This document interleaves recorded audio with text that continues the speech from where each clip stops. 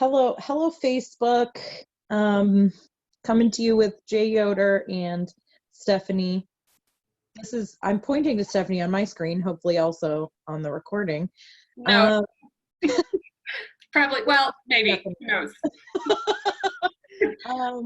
And we're pre-recording this one, so you won't be able to ask us questions as it's going, and we'll answer them on video. But if you do answer, we'll answer, or if you do ask questions, we'll answer in the comments as well as we can, or in the next video. Yep. So, first, I've talked a fair amount. Oh, also Seymour, I forgot to introduce the most important member of this recording, and that is Seymour, the best boy in the world. Seymour, give me a kiss. Hi, Seymour. Good kiss. Oh, hey, buddy. He's the best boy, and he's so good, such a good listener. And we just hope he doesn't get riled up and start telling us what to do in the middle of the video, because he gets a little bossy sometimes. I've talked a fair amount in other videos that we've done about the trauma-informed check-in process that I have used both in when I have participated in mental health treatment and when I've worked at agencies that provide mental health treatment. It is a method that's used, it's introduced from the sanctuary trauma-informed model, but it can be used by anyone. And you can look up sanctuary if you're interested in that. Just Google sanctuary trauma-informed model. So we're going to go ahead and get started with that, and we'll talk more about how it's impacted us later so you can see how it works. So hi, Stephanie. Hi. How are you feeling today? Not great. I'm pretty anxious.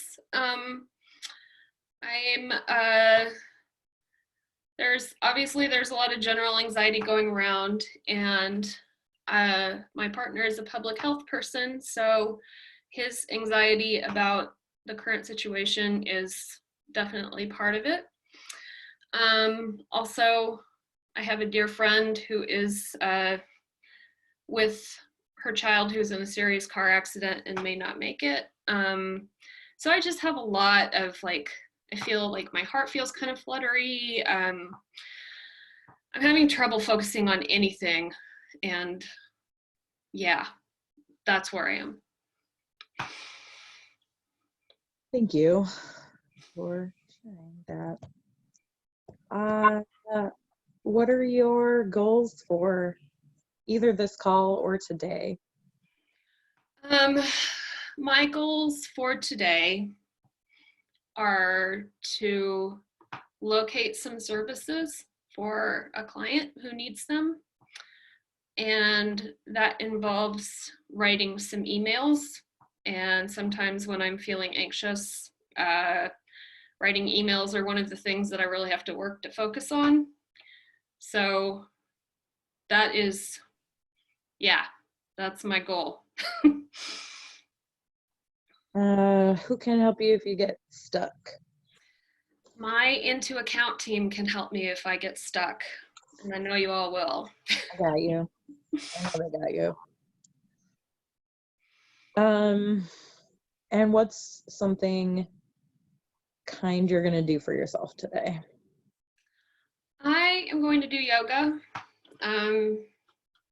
and I don't particularly want to, because right now I don't want to do anything but sit and play Merge Dragons. Like, that is literally all I want to do. But I know that I will.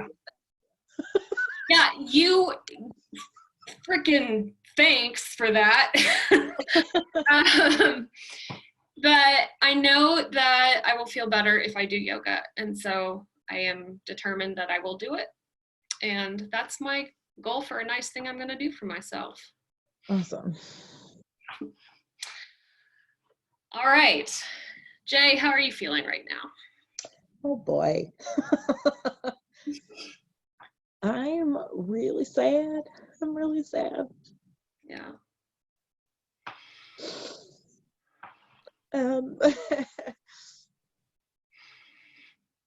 Yeah, I I mean, you and the internet know that I'm going through a breakup right now. That I still hope doesn't stay broken.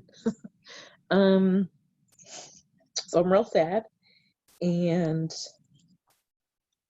I mean, that's my primary, like, I could name a bunch of underlying stuff, but that's my primary current experience.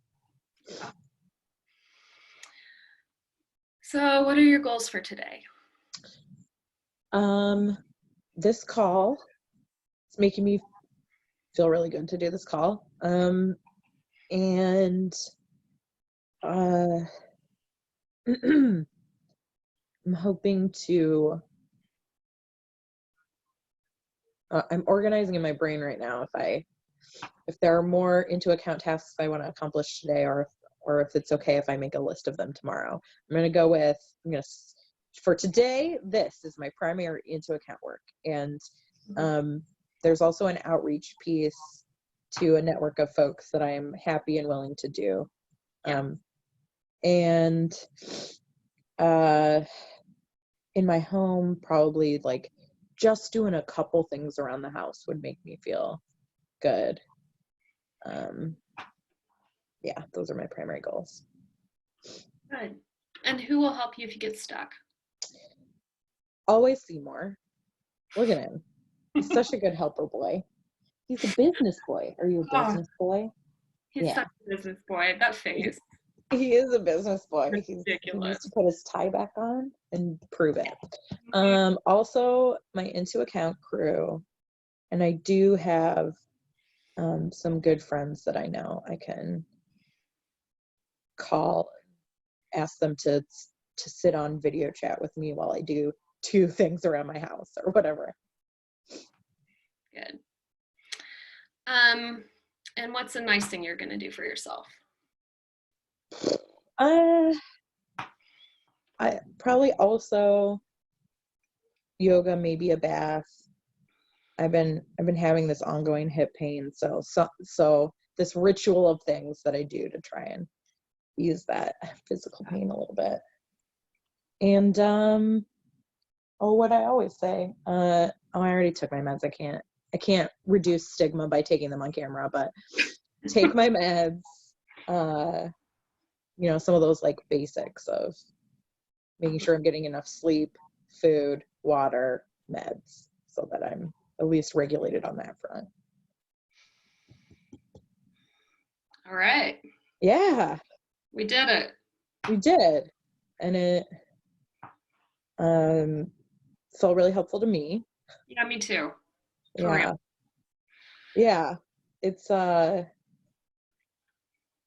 funny how that, like, really simple check-in does, at least for me, have a pretty profound impact both on how I feel about my day, how I feel in my body. Yeah, me too. Oh yeah, Seymour's he feels good because he's getting snugs. His goal is to get as many snugs as possible and maybe a walk. Oh, I'm gonna help him if he gets stuck. of course. And they'll join up and howl at me if I don't feed them at precisely 7 p.m. Yeah. We basically have a 3-cat campaign for when are we going to get our treats from 7 p.m. to 8 p.m. And Eric is like, they don't get anything until 8. And I'm like, come on, they won't shut up. And They'll never stop. So they help each other when they get stuck too. Yeah, they do. And they have nothing else to do. So. So today we're mostly just going to talk about this check-in component. Because, and I know we've talked about it before, but we just cannot emphasize enough how helpful this check-in has been for us individually, for into account as an organization, and how helpful it was for me in my treatment setting. And we just deeply encourage you to integrate it in your workspaces. So you can do this at the beginning of work meetings. All the places I've worked where they give mental health services. They both do it in group, and we did it at the beginning of staff meetings. And for us, we're a little more connected, so we get a little deeper with our emotions than you have to with people you don't know as well. Right. But you can give a simple anxious and leave it at that, sad and leave it at that, content and leave it at that. Like, you don't have to give context if it's not appropriate for a, meeting with near strangers, but it's still okay to say that feeling, because even in a work setting, just having that context is helpful. So let's say we didn't feel like getting all deep with into account. If I just said, I'm angry today about other stuff in my life, then if Stephanie observed behaviors, knowing me well, that went along with anger, she wouldn't assume I was angry at her, because I'd already put out there that I'm angry at something else. So it cuts off disagreements or misunderstandings before they can happen. Yeah. It's really useful in family settings. You can do this with your family. Used to do it every evening at dinner with a former partner and kiddo. And you can do it in a classroom. You can do it in a church. I would recommend it for almost any setting. What am I not thinking of for settings where you can implement it?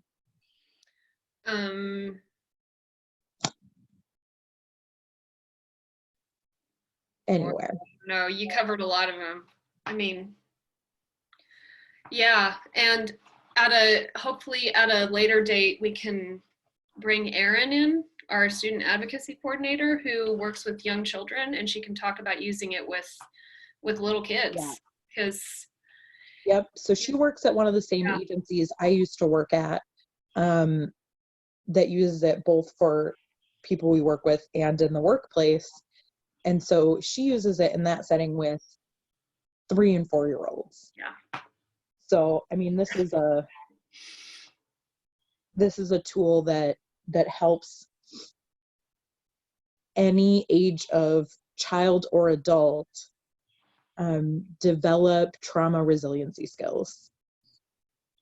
So I'm going to talk a little bit about how it's helped me, and I'm going to kick it to Stephanie too, and then we'll talk about how we think it might apply to some of your contexts, some of those of you who have asked us to address specific things. So I know I've shared this story before. I'm going to share it again in case some new folks are watching. When I was in treatment, they did this model. I didn't even know it was a sanctuary model or a trauma-informed model at the time. It's just how we started every group. So I was just like, fine, great. I have to do this. And so you go into group, we would start it, everyone would ask the person next to them, and we'd go around in a circle and answer those questions.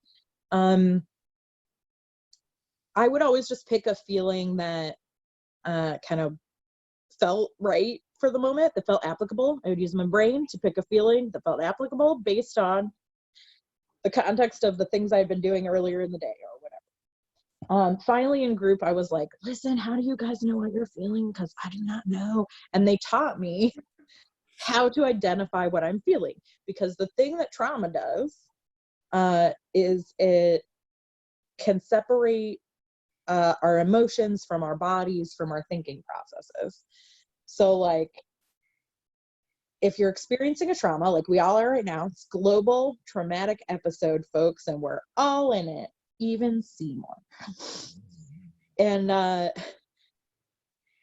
so that's what we're in. And what can happen is we separate and we just survive, right? It's like, the feelings are too much. They're too heavy. If I engage in these feelings, they're going to hold me down. I'm not going to be able to do what I need to do to survive.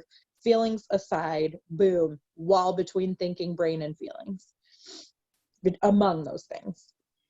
So like right now, it could look like, I don't have time to feel sad. I don't have time to feel anxious. I have to take care of kids, staff, church, students, whatever. And so it's just task, feelings out of it. And it serves us in the moment, and it's okay. It's how I survived a bunch of things. and it doesn't serve us in the future and can hold us back in the future. So the more that we are right now practicing the emotional intelligence skill of knowing what we are feeling, the less likely this trauma right now is to really have deeper, longer impacts on our lives. Not that we're all going to come through unscathed, but right, that's some of what's helped me, is that I didn't know how to identify what I was feeling. I have experienced several traumatic things since I've done my recovery work, and I've been able to absorb and respond to them and be more resilient to them now than I was in the past when I helped. Because in the past, I just did whatever my body instinctively told me to. And now I go, okay, how am I feeling? What can I do about it? Who can help me? How can I take care of myself while I go through it? Yeah. And I don't do it even consciously. I just practice these skills so many times with Into Account, with my family, with whoever, with my friends. I've done it with just friends. I practice these skills so many times that they're second nature, and they're never going to come naturally. It is a practice methodology. That's one of the many ways that I've felt really helped by it. Yeah. Yeah. Well, I mean, it's interesting because when you brought this into account, which, when you were operating in an advisory capacity before you were on staff, we would talk about this stuff, but we hadn't really integrated it into our organizational practice because we were still spending so much time just figuring out who we were. And I would often describe us as being in sort of constant triage mode because we had survivors coming to us constantly. And I think my own I had never developed any of these skills before. And, I realized that my trauma exposure response was just increasing numbness. And numbness really felt appropriate a lot of the time. It was just I don't really understand that I'm feeling anything right now, and that's fine because it's much more convenient to not have access to my feelings right now. And what I discovered, of course, is that is unsustainable, and those feelings will find their way out in one way or another, and it won't, it won't be great if you don't have some awareness about it. Oh my God. And I'm just going to emphasize that because that is so real. Yeah. The feelings live in your body and they exist whether you are accessing them and surfacing them and feeling them or not, and they will find their way out one way or another. Yeah. And for me, I mean, for me, it's rage that comes out of nowhere. Anger's my default setting. And then just random crying that I didn't know, just these are really normal things for people who've been through lots of trauma exposure. And now that we have this practice, and we, beyond this pandemic, doing the kind of work that we do and doing the kind of work that lots and lots of people do. I mean, I like to quote Tarana Burke saying we need trauma-informed everything. Trauma is everywhere. It really helps me to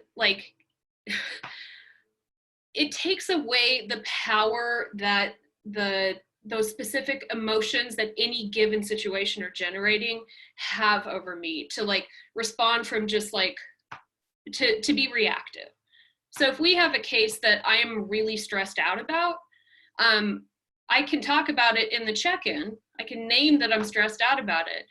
And what I love about that process within our group is that we don't try to we have okay, who can help you if you get stuck, but it doesn't turn into let's process how we can fix this. That's not the point of the exercise. And if it were, we would never get anything done. Feelings are kind of like the weather. Yes. So I really like that about it.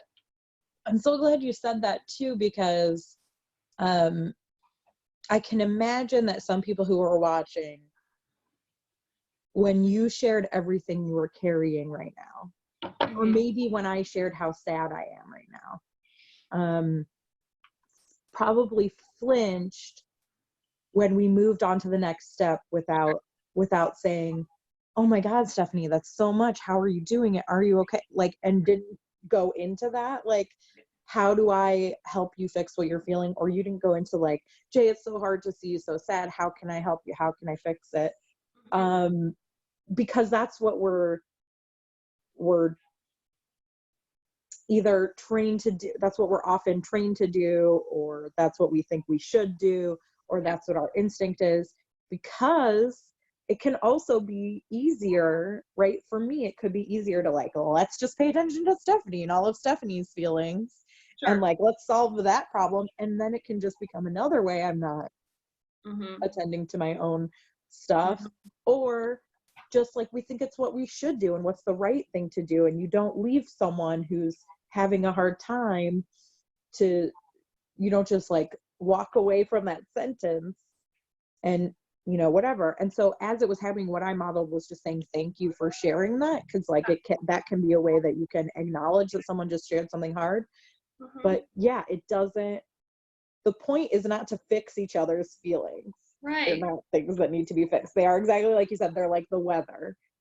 And it also, like, we so often talk to survivors who talk about like how some of the traumatic encounters that they've had, or not traumatic, but like re-traumatizing and less than helpful, or people who are like, let's fix this problem for you.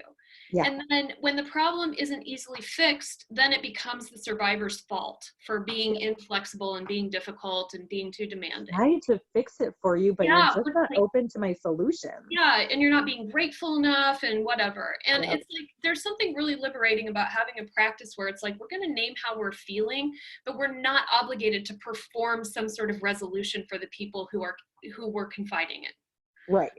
So Yes. it's just like it gives more general permission for people to, to Express. take ownership and express their feelings, Yes. which is part of how we survive trauma. Yes. Yeah. No, I love that. And I think, so we've talked a little bit about the individual ways it's been helpful for us and some of the ways that it's been helpful for Into Account. But I want to talk a little more about how it has benefited our organization and not just us individually, although both are very valuable. Um, for me, I think one of the biggest things can be, especially because we're remote working and now everyone has joined us in that remote working, it can be not at all questioning that our colleagues are doing their jobs, but just having no sense of what our colleagues are doing. And so either how to support them, or why they aren't getting to the thing we want them to be doing, or, whatever it is, just like, what are my colleagues doing? How can I show them support? How can I ask for them to do what I want them to do, knowing that they're probably swamped with 12 other things? Right. So just hitting those goals is one of the tools. There are other ways we manage our work, but it's one of the tools that helps us go, here's what Stephanie is doing today. Here's how she can and can't show up for me. She has 15 survivor calls, so today's not the day to ask her to do X. Or, whatever. Or like, oh, okay, Jay's doing behind the scenes stuff with donors, so that's why this email hasn't gone out yet. Or, Aaron's collaborating with this other, like, it keeps us current on the work everyone's doing. Yeah. And it tells us how we can show up for each other and support. So we're not working in a vacuum. Right. And it's also like, I think a lot of organizations that have part-time staff or have volunteers, like, I mean, we don't like, I mean, I'm the only one who does this full time. So like the rest of you have other things that you're doing. And it's helpful for me when I'm making the schedule to be like, oh, okay, Hillary's got a paper due in like 3 days. Like she's going to be out of commission. Um, you know, Yeah. Erin needs to get to the end of the semester. Like this project isn't going to start until that's finished. And it just enables us to be more compassionate with each other. about, Yes. without being controlling. Yes. Yes. It's just organizationally, you have to take it seriously. I can imagine people using it as a sort of tool for manipulation if they want to. Yep. Absolutely. You have to be Anything can be. you have to be earnest about it, which can be hard for people like me who would rather be sarcastic all the time. Yeah, and I want to acknowledge that, like, not just for you, it's for me too. Like, I'm a deeply earnest person, but I can also be like cynical and sarcastic, and I'm both like super woo woo and super like sarcastic about people who are really woo woo. Yeah, I love that about you. Like, oh, I'm gonna get some crystals, but like I have one downstairs. Yeah. Yeah. um so when I first, if this is a tool that you have seen us share and you've been like, that seems nice, but it's not for me, or it's not for my organization, or it's not for whatever, my family, for 50 different reasons, I'll just say, I didn't, when I first experienced it, I was like, this is treatment nonsense.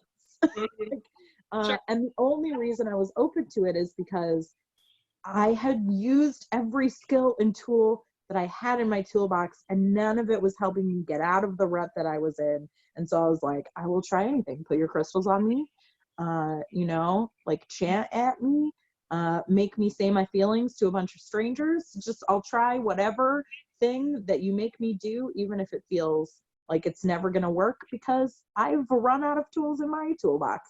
Yeah. And then found it really, really helpful. What was your experience like when I was like, let's talk about our feelings all the time, Stephanie? Well, my experience was like, man, I'm glad I know Jay well, because if I didn't, I'd be like, what the F is this? But at that point, like, we'd been through some stuff together. So it's like, all right, if I want to try this.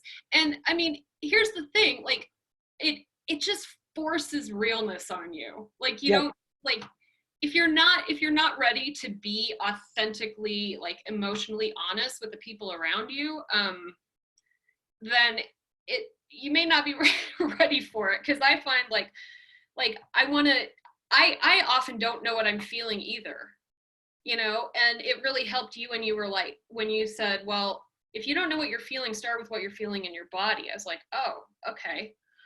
Right. So useful. Because, I spend so much time like compartmentalizing in order to get through the day that I just don't always have access to my emotions. And so sometimes I just start with like it's okay to say I'm feeling numb, because sometimes that's exactly where I am. Right. And it kind of, I don't want people to get the impression that, like, because we do that like we're advocating just like talking about your feelings all the time. Like, that's not what the purpose is. Right. And it's not encouraging getting deep into an emotional space with people. Oh, Seymour wants to be the star. Oh boy. People, keep moving, bud. Keep it moving. Dogs provide levity. Oh my God. Seymour, come here, boo boo. Yeah, that's good. You're doing so good. We're not advocating that you get emotionally deep with people with whom it is not safe to do so. So I'm not saying, on a call with strangers, oh, he's trying to step over the cord. He's too cute. On a call with strangers that you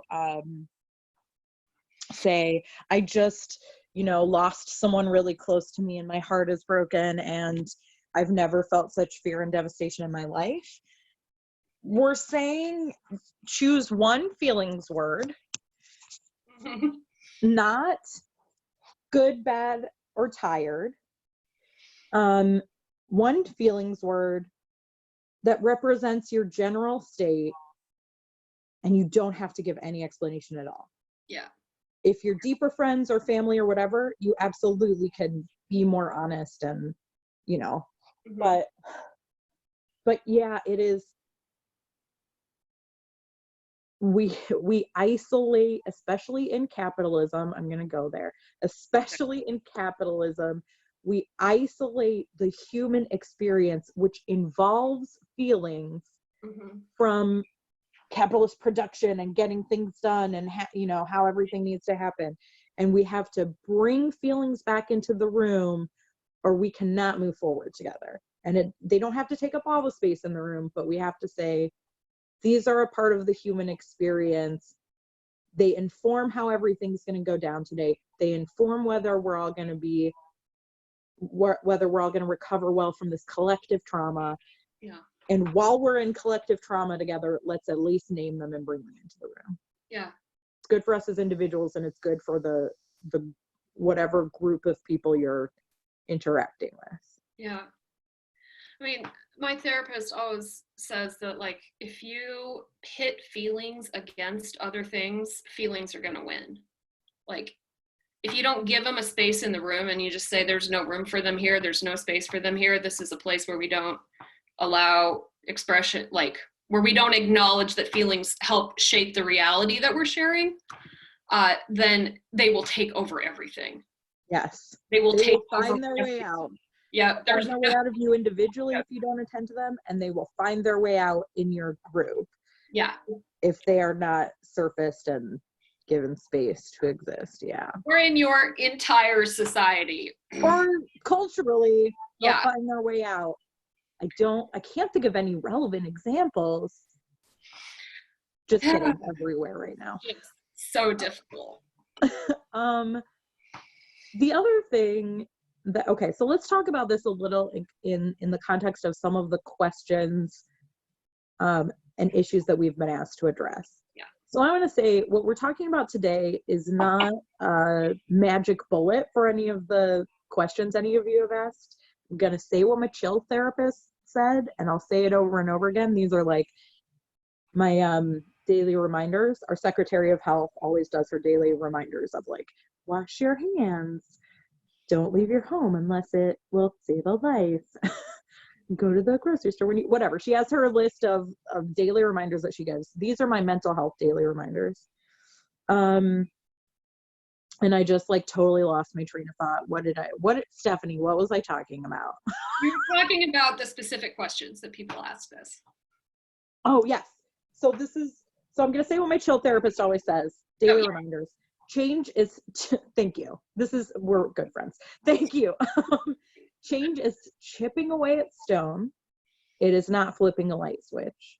Mm-hmm. It is a set of practices and tools that you engage in on daily, weekly, monthly, regular bases that will improve your life, that will change the way that your brain functions, that will change those old coping mechanisms that did not help and serve us as well as they could have, into healthier ones that bring better things into our lives. But it's annoying AF. We have to practice them all the time. So this is not like the magic bullet, boom, this is the one practice that if you integrate it into your lives will answer all those questions or suggestions of topics you gave us. But I do think there's a way that this skill serves and applies to a lot of the questions that we were asked. Mm-hmm. Not even but, and I do think this is a really good tool, and if you're able, I do think you should integrate it. So I'm going to start with one, maybe Stephanie might have some ideas too. I'm going to start with, someone asked about, what if you are responsible for decision making for a group of people? You're in charge of something. You're in charge of an organization, a group, a church, a class. There is something you have a deep responsibility for, and you can't just say, I'm going to let myself off the hook and I'm going to lay in bed all day. Like, you cannot, you have it, bearing down on you. I'm going to say this tool, I think I'm sorry, my lighting is going back and forth. This tool, I think, will give you a couple of things. We'll address that in a couple of ways. One, especially what are the goals, who are the people you can ask if you get stuck piece, does what Stephanie and I have talked about, I still don't know which way I'm pointing for her. What we've talked about, which is it will help remind you that there are a group of people, like even if you're alone at the top of something, you still better have a group of people who can support you if you get stuck, or at least one person who, if you get stuck, you can turn to and say, I need your help with this. This decision is not mine alone, right? So it can remind you of who your support system is and that you're not alone in the decisions you're making. Mm-hmm. Two, the other thing I would recommend is that if you're able to use it for both your workspace and your home space, it can help you draw a line between those things. So you're able to at least carve out some time where you are, although it's still in the back of your mind almost always, where you are focused on your own care and your role in your family system, or your, in my case, your dog family system. And you are able to switch from, here are all my goals for work and all the things I have to do for work, draw that line. For me, it used to be going home and having that check-in at dinner. So at dinner, I would say, here's how I'm feeling. Here are my goals for the rest of the evening. Here's where I'm going to need your help. Here's what I'm going to do for myself. And then I would hear my kiddo say, here's what I'm feeling. Here's what I have to do tonight. Here's what I need from you all. Here's how I'm going to take care of myself. And just shift my whole attention to that home space, which is hard for me because I love my work. So if you're in a position of leadership, being able to draw those lines between, here are all my goals in this space right here, here's who can help me here, here are all my goals right here in my home, here's who can help me here, and here's how I'm going to focus on myself.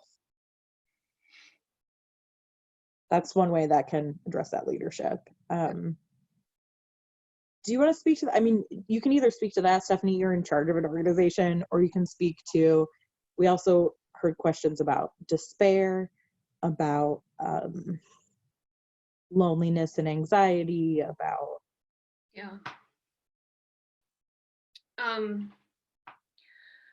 Well, I think I could address the despair one maybe. Yeah. I mean, I just take a lot of comfort from people who talk about hope as something that is cultivated and not something that you either have or don't have by virtue of who you are as a person. Yeah. Hope is different from optimism.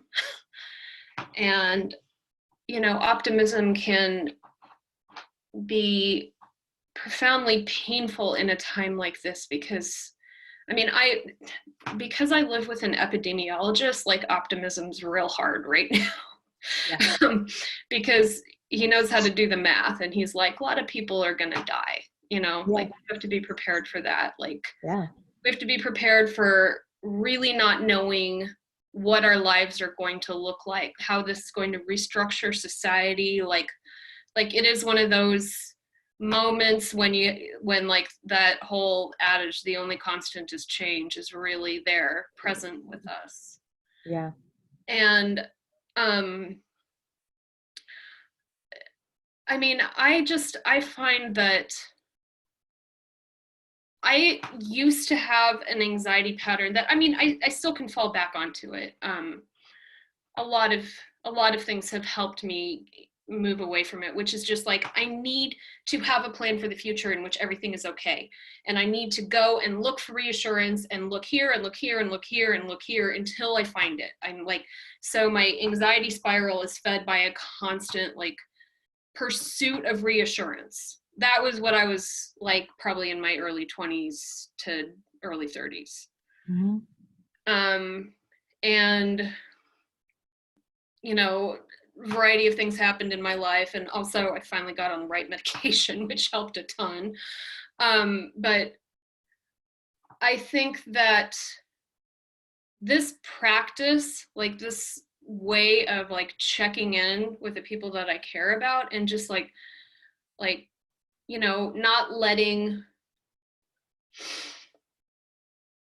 I'm not sure how to put it, but just being able to be transparent about saying, I don't know like a reassuring line right now. Right. It's actually been really helpful to me that like we've developed cultural language about like toxic positivity. Yeah. Because I think that like toxic positivity breeds or despair. Right. We work in And Christian. toxic positivity, if you've never heard the term, talks about that, like, just smile through, like, stop being so negative Right. and think happy thoughts and smile, and that will change your outlook on life, which Mhm. then just creates another self-fulfilling cycle of like, A, if I can't smile, then I'm failing at making my life better. Or Right. B, if I do try to smile and it doesn't change anything, again, I'm failing if I tried the thing and so I'm defective Yeah. because, Yeah. yeah. And I mean, we work in Christian contexts, and like it's not just Christians who do this, but Christians are very good at this right now. And I see it on social media on some like some people's pages when they're like, why don't we share the good news? Like, and I want to say the good news is that social distancing works. Just do it. Right.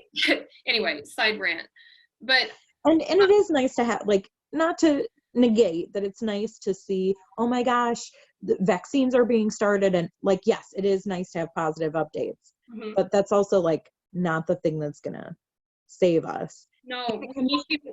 context that can look like just trusting God. Right, Why is your faith not getting you through this? right. Just, why is any toxic positivity is just like, why is your thing not getting you through this? Yeah, I don't know, because sometimes things fall short and we have to try other things. Okay. Okay, Susan. yeah. And if Sorry, you, Susan, whoever you are. my cousin's name is Susan, and she is lovely. I feel sorry for all the Susans and the Karens and the Beckys. There are many lovely people with those names. Anyway, it's JK, we're all still gonna keep saying those things. yeah. We just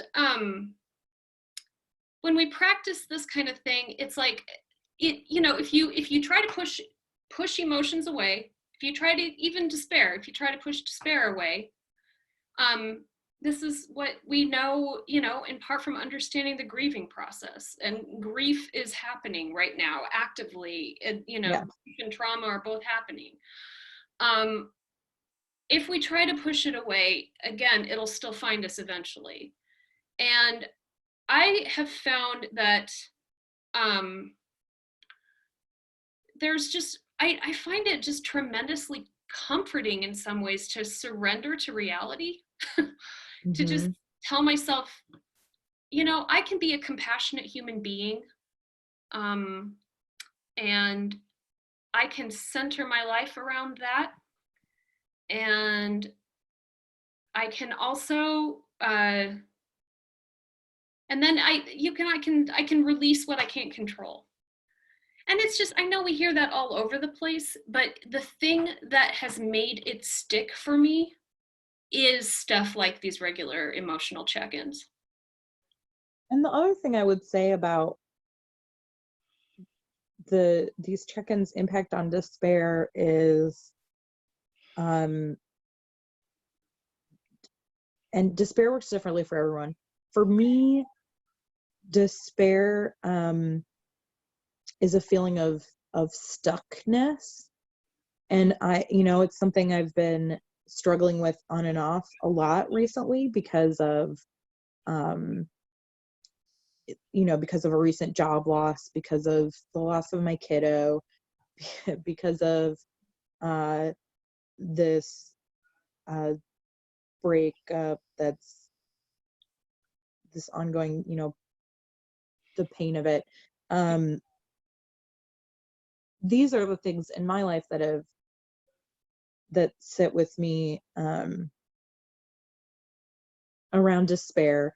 And what this check-in does for me when I'm in a place of despair is give me just that little bit of future thinking, even if it's literally only for the next hour.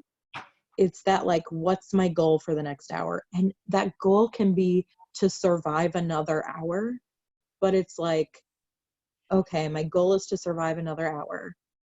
Who can help me if I get stuck? Stephanie will help me survive another hour, or my friend Lisa will help me survive another hour, or my family will, or, you know, whatever, whoever and whatever it is.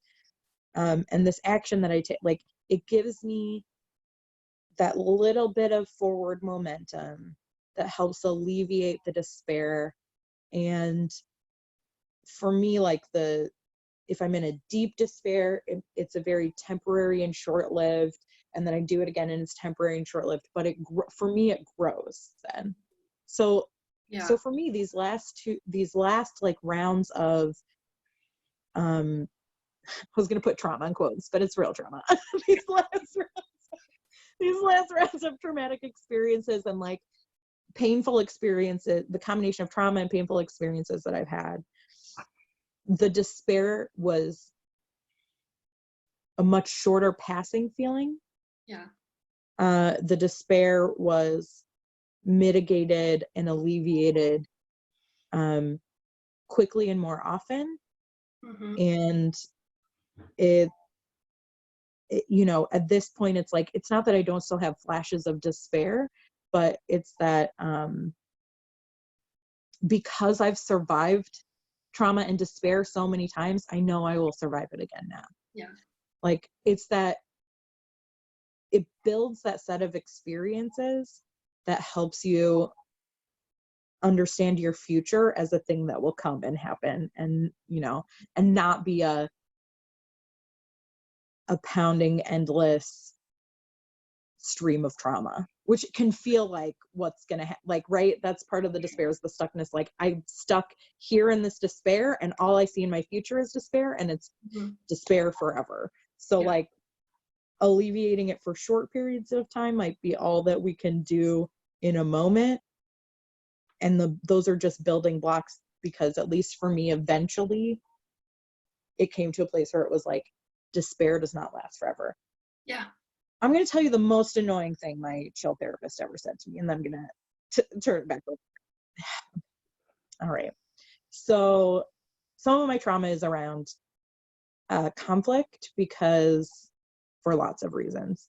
One of them specifically is because I had a conflict in which a partner nearly killed me. And so my body tells me that conflict is life-threatening. If I say something someone else doesn't like, they might try and kill me. That's what my body says. And so my body says, hey, dum-dum, stop saying things people don't like, or you might die. Let's all stay alive here. And it's a very strong feeling. So even if intellectually I know that's not the case, my body is like, you're gonna die. So I say something hard and my body goes, no, no, no, no, no. So, and that's alleviated a lot. But in this moment, I was living that very hard. So I was in treatment. I was living that very, very hard. If I say no, someone's going to kill me. And so I, for my therapeutic practice, had to say no on a honestly fairly small thing to another person in treatment with me. So she asked me to do a thing, and I told her no, I could not do that thing. And she responded very well, but my whole body got flooded with panic, and I felt like my life was in danger. And it's a whole, like, if you have had an experience where your life is in danger, it's horrible. You're flooded with adrenaline. Everything feels out of control, and it feels like it's never going to end in a different way than despair does. But it's a parallel experience. Mm-hmm. And so so the people who worked there, like, I had this full body reaction. The people that worked there, like, gently took me over to my chill therapist. And I swear to God, I walked in there and I was like, oh, I'm gonna die. And my whole body was like off the charts. And I was like, I feel like I'm gonna die. And he said to me, has it ever not stopped? And I was like, what are you talking about? I felt like he was from another planet right then. Nothing he said made sense to me. And I was like, what ever not stopped? What is happening? And he was like, have you ever felt this way and it didn't eventually end, that you felt this way? And I was like, oh, I get it now. And I'm going to slap you in the face, you chill therapist. Like, how did that feel helpful to me in that moment? Like, you Yeah. know, a little bit of me went like, okay, it's never not. So it didn't feel helpful in the moment to me at all. Cause I was just like, my whole body feels like I'm going to die. I can't, every time I say a slight no, I can't feel like this for the rest of my life. This is untenable. Mhm. And I just was spiraling like, this is how I feel right now. This is how I'm going to feel forever. Like, how can I go through life not being able to say like, no, Stephanie, I can't talk to you on the phone right now. I have to do it in an hour and feel like I'm going to die if I say that, when I know Stephanie is not going to murder me. This is unrealistic. Yeah.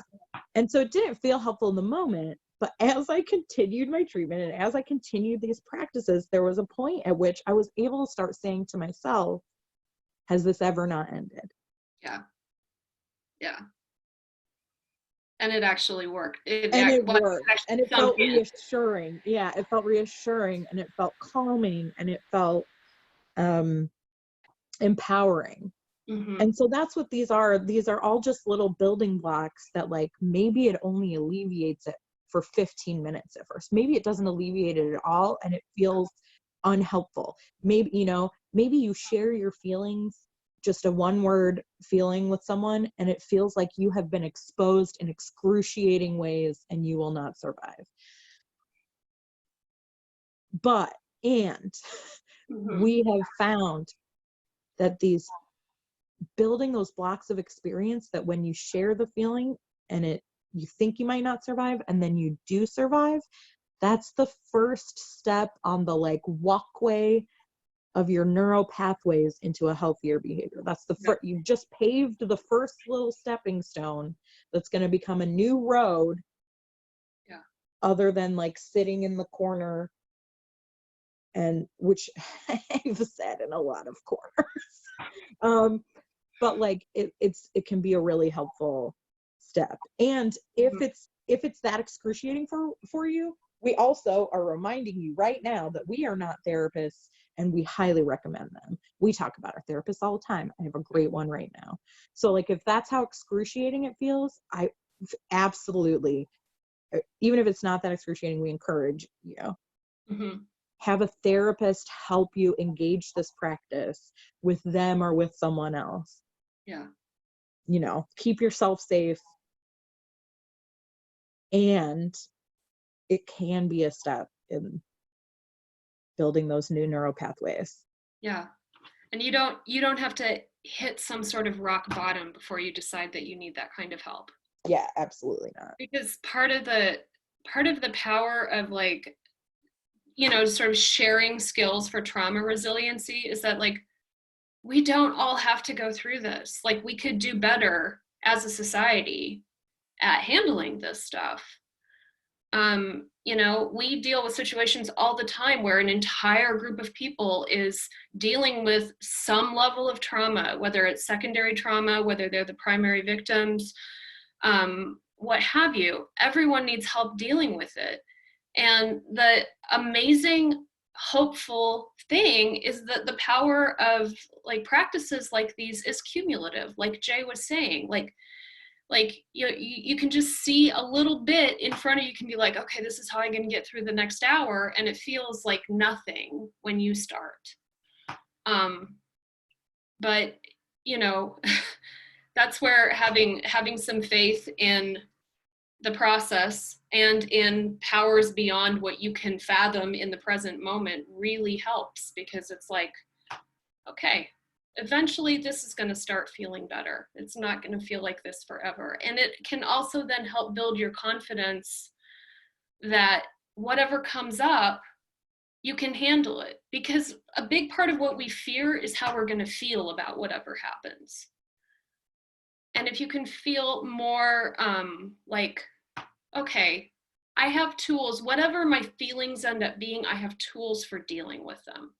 I have tools for managing them in ways that don't do violence to me and the people around me. That's huge. Yeah. And, you know, we've shared a bunch of our anecdotal experiences and how we think they might apply. And just to hit all your questions, we also had a question about childhood, which we talked a little bit about talking to children and how this tool can work with kids, but we do plan another video with Erin, who works with 3 and 4-year-olds, about interacting with kids around trauma. But so, you know, Stephanie just said trusting the process, or trusting these anecdotal stories from us that it did work for us, or trusting a therapist's care that this might work for you. And I will just say, if you're a database person like me, trusting the expert opinion, you know, the expert research that went into this tool. This is not a tool that someone just said, this will probably feel good for folks and could be relevant.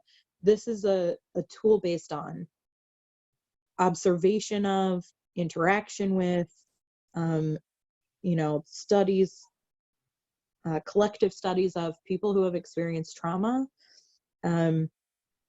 how recovery has or has not worked for folks, what is present when it does.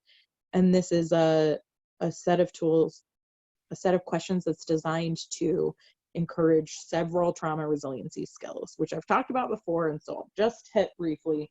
But I'll also just, for my other nerds, over-controlled nerds out there, I'll just say, this is my binder full of research. And I have it all tabulated, and I, you know, like, this is real stuff that has been studied and has been shown to work. So hopefully, whether it's the anecdotes we've shared, a therapist you're working with,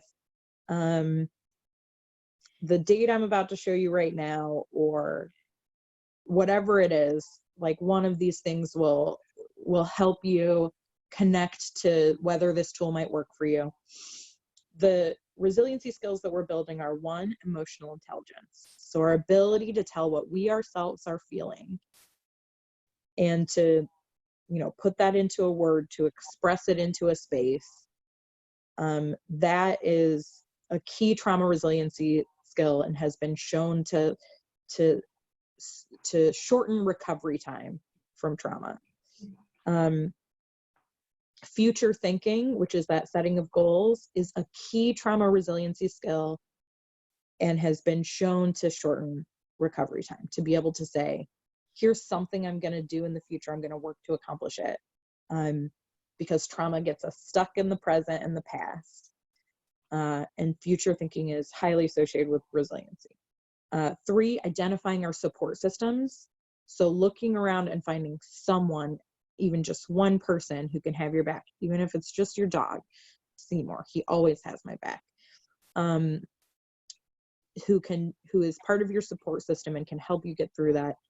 That's been hugely associated with resiliency and recovery. And 4, we do self-care and self-kindness, and that's also associated with quicker recovery, being able to let yourself off the hook, go easy on yourself, do something kind for yourself, do something that your body needs, like sleep, meds, food, hot bath if you have hip pain. That's me. But, you know, engaging in these acts of kindness and care for your body, your emotions, or your brain. They've all been associated with quicker recoveries from trauma. And I'll just say it again, we're all in the middle of a collective global trauma. And interventions now, whether it's this tool or something else that works for you, are what will help us in our futures, which exist, I promise. Yeah.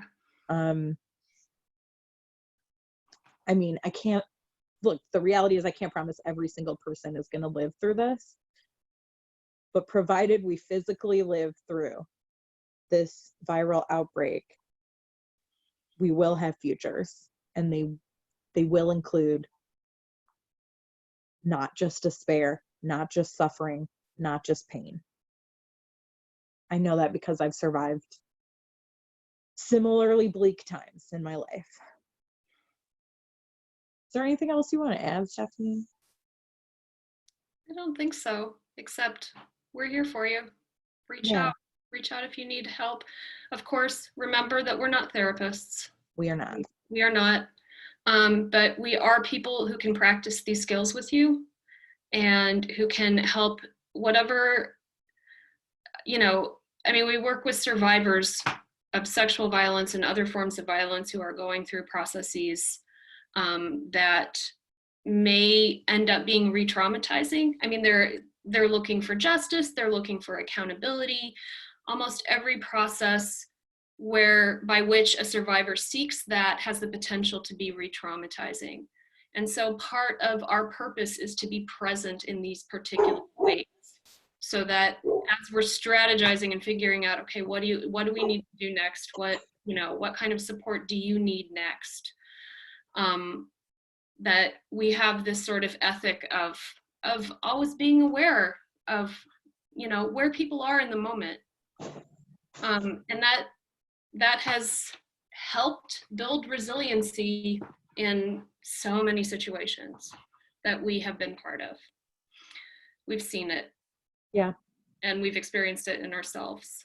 So we offer it to you with the hope that it will give you hope and some concrete things that you can do to get through this collective trauma. I have at this point added the worksheets to the last video, and please feel free to comment here and ask for anything you'd like us to address in future videos. Yeah. If you are experiencing a mental health crisis, if you're seeing this video, I assume you have access to Google, and you can Google crisis text line. I've done it before. I find it very useful and helpful. And you can text back and forth. Call 911 if it's a mental health emergency. And otherwise, for everything that Stephanie just listed, we're here. And we're going to keep coming to you with these videos, and we love and appreciate you. Oh, and I always have to say, if you like what you see, you can log on to intoaccount.org, click the donate button. If you're able to share your resources, please do. We have turned our attention to this crisis, as well as still supporting our current clients. So, and we are funded through Into Account. So we appreciate anything you can give, because just like all of you out there, this virus has thrown a wrench into our normal fundraising activities. So anything you can give is appreciated. Small monthly donations are always appreciated. And we love you, and we'll be here again shortly. Thank you for tuning in. And Seymour says, thank you for tuning in. Right, buddy? Give me a kiss. Good boy. Bye-bye. Bye.